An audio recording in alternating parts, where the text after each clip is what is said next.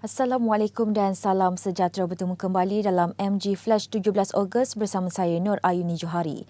Berita utama, semua ahli parlimen diminta menyerahkan satu surat akuan dengan terang dan jelas menyatakan nama ahli Dewan Rakyat yang diberi kepercayaan untuk menjadi Perdana Menteri ke-9. Surat akuan itu perlu diserahkan kepada Istana Negara sebelum jam 4 petang esok. Yang di-Petua Dewan Rakyat Dato' Azhar Azizan Harun menerusi sepucuk surat kepada ahli-ahli parlimen hari ini berkata surat akuan itu tidak mempunyai format tertentu tetapi ianya perlu mempunyai butiran-butiran seperti yang telah dinyatakan. Katanya surat untuk perhatian Setiausaha Sulit Kanan yang di-Pertuan Agong Kolonel Datuk Nazim Muhammad Alim itu perlu diserahkan melalui fax, email atau salinan PDF melalui aplikasi WhatsApp. Serahan tangan adalah tidak dibenarkan memandangkan Istana Negara masih di kawasan fasa 1. Tegas Dato' Azhar, mana-mana surat akuan yang tidak mematuhi perkara-perkara yang dinyatakan atau diterima lewat, ia tidak akan diambil kira. Surat akuan itu bagi membolehkan Yang di-Pertuan Agong melaksanakan budi bicara baginda di bawah perkara 43-2-A, Perlembagaan Persekutuan perlu melantik seorang ahli Dewan Rakyat sebagai Perdana Menteri Malaysia. Beliau juga turut mengingatkan ahli-ahli Dewan Rakyat untuk menjaga kerahsiaan surat akuan tersebut sehingga Yang di-Pertuan Agong membuat keputusan.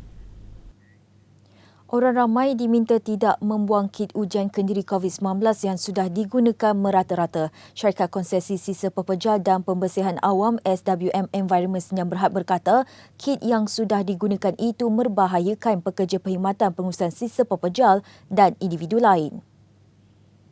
Sehubungan itu, SWM Environment meminta orang ramai untuk melepaskan kit ujian kendiri itu secara selamat dan teratur dengan menyembur cecair nyakuman ke peralatan yang sudah digunakan. Seterusnya, peralatan berkenaan perlu dimasukkan ke dalam bungkusan bersama pelitup muka yang digunakan sebelum dibuang ke dalam tong sampah beroda.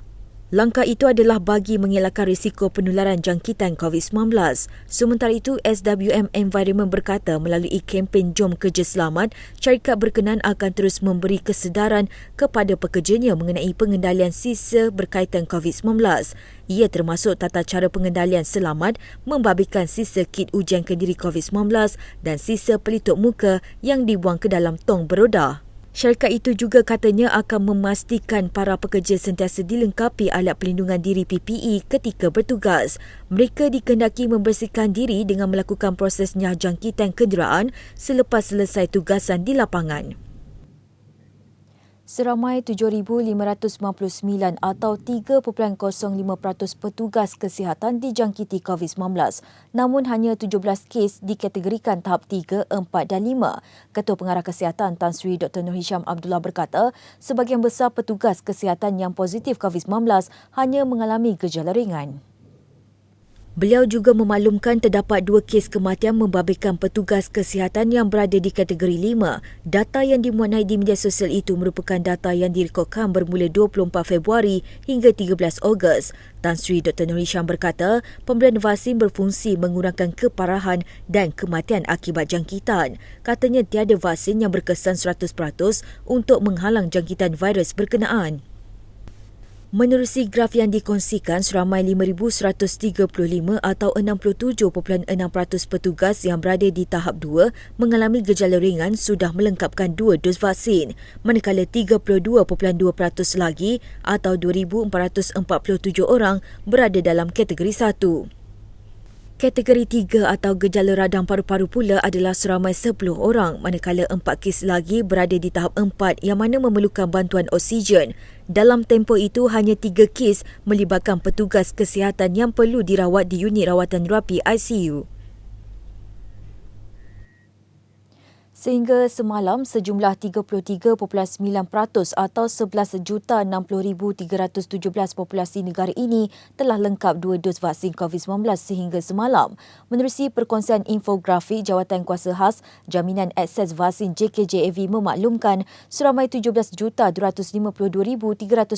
orang atau 52.8% sudah menerima suntikan dos pertama. Ia menjadikan jumlah kumulatif pemberian vaksin menerusi program imunisasi COVID-19 kebangsaan PIS setakat semalam sebanyak 28,312,631 dos. Setakat ini sebanyak 73.7% penduduk dewasa telah menerima dos pertama, manakala 47.2% sudah melengkapkan 2 dos vaksin COVID-19 sehingga semalam. Sementara itu, vaksinasi harian mencatatkan 501,776 dos semalam dengan 175,874 individu menerima dos pertama, manakala 325,902 penerima membabitkan dos kedua. PIK dilancarkan pada 24 Februari lalu bagi memberikan vaksinasi untuk membendung pandemik COVID-19 di seluruh negara. Sehingga semalam, Labuan mencatatkan populasi dewasa tertinggi dengan pemberian vaksin iaitu seramai 61,188 orang atau 89.2% menerima suntikan dos kedua, sementara 68,029 orang atau 99.3% mendapat dos pertama. Ia diikuti Sarawak dengan 1,664,749 orang atau 81.5% populasi dewasa negeri mendapat 2 dos suntikan, sementara 1,822,036 orang atau 89.2% menerima dos pertama. Lembah Kelang melibatkan Kuala Lumpur, Putrajaya dan Selangor pula mencatatkan 4,246,315 orang atau 68.9% menerima 2 dos suntikan dan 4,246,315 orang atau 105.6% mendapat dos pertama. Seterusnya, Negeri Sembilan mencatatkan 525,078 orang atau 64.5% menerima 2 dos, sementara 689,753 atau 84.7% menerima dos pertama. Perkembangan berita luar negara, ribuan penduduk Afghanistan bertindak menggempur masuk ke lapangan terbang antarabangsa Hamid Karzai di Kabul dalam usaha melarikan diri dari negara itu. Kekecohan yang berlaku menyebabkan penerbangan keluar untuk membawa warga asing dan mereka yang berkhidmat dengan tentera barat terpaksa ditangguhkan semalam. Apa yang dipaparkan dalam klip ini percubaan terakhir seorang lelaki untuk melarikan diri. Malangnya ketika mangsa berebut untuk menaiki pesawat C-17 yang membuat penerbangan kecemasan membawa keluar penduduk negara itu, usahanya tidak berjaya, bahkan telah meragut nyawanya. Visual ini pula menunjukkan mayatnya tersangkut di bahagian roda pesawat. Dalam satu lagi visual, ia menunjukkan tentera Taliban melepaskan tembakan ke atas salah seorang lelaki yang cuba memanjat tembok ke lapangan terbang. Sekian dahulu MG Flash buat masa ini. Terus bersama kami untuk perkembangan terkini dari masa ke semasa hanya di platform media sosial Malaysia Gazette di Facebook, Twitter, Instagram dan juga YouTube atau melalui portal di www.malaysiagazette.com. Assalamualaikum dan salam hormat.